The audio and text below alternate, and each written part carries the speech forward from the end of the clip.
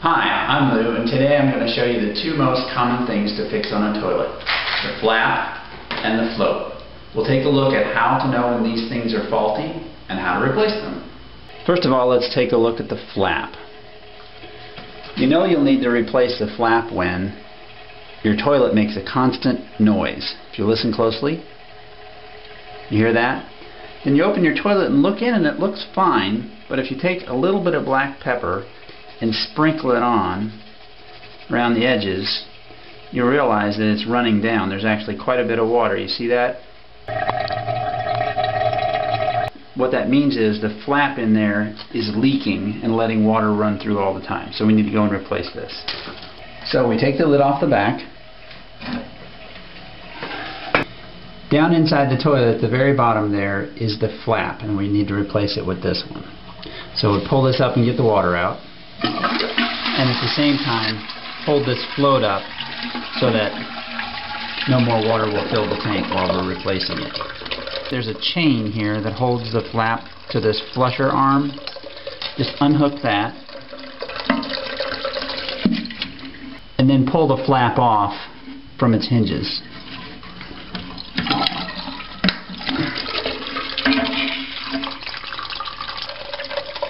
And here's a new flap. We'll slide it down into place and then hook these things over the hinge pins down there.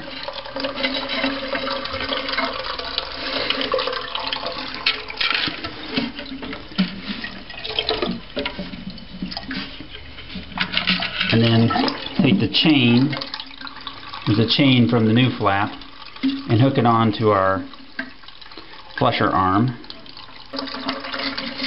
And you can see when you pull up the flusher arm, that flap is up. When you drop it, it's shut. And you may have to move the hook down the chain a little bit. I actually did move it down about 4 or 5 links to make sure that it shuts. But you can see it's nice and quiet now. Then you can drop the float and let the water come back in the tank. Now we'll put the lid back on. And as you can see in here, the toilet is now as quiet as can be. You'll know your float might be a problem if after you flush the toilet, it just seems to keep running for a long, long time. If you look inside the tank, you'll notice the water keeps running because the float is not coming up and shutting off the water. That means we need to replace it. Start by shutting off the water to the toilet, and then flush it to get all the water out of the tank. You'll actually want to hold the flap up to make sure the water gets drained. Next, we're going to unhook the feed line from the bottom of the toilet.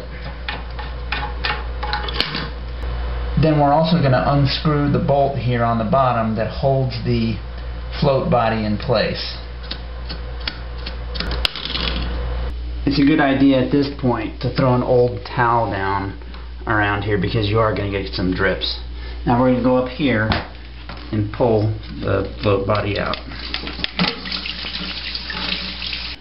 While we have both float mechanisms out of the toilet, let's take a look at the difference.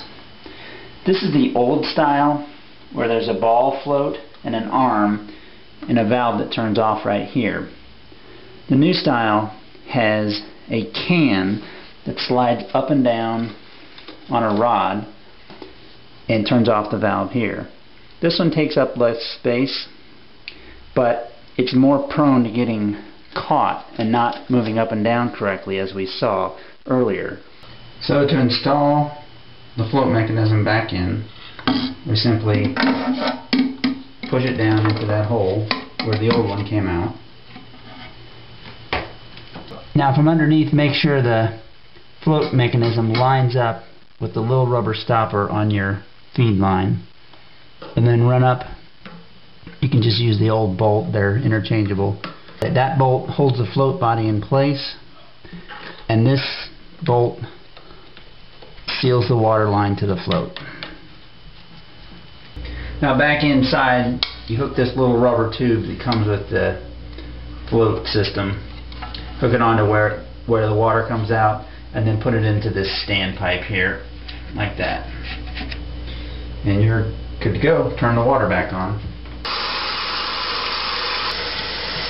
And you'll notice as the water's filling up, it's lifting that ball up, and it'll eventually shut this valve off here when it gets to the top. And there it is, fixed. Thank you for watching, and good luck with your toilet repairs.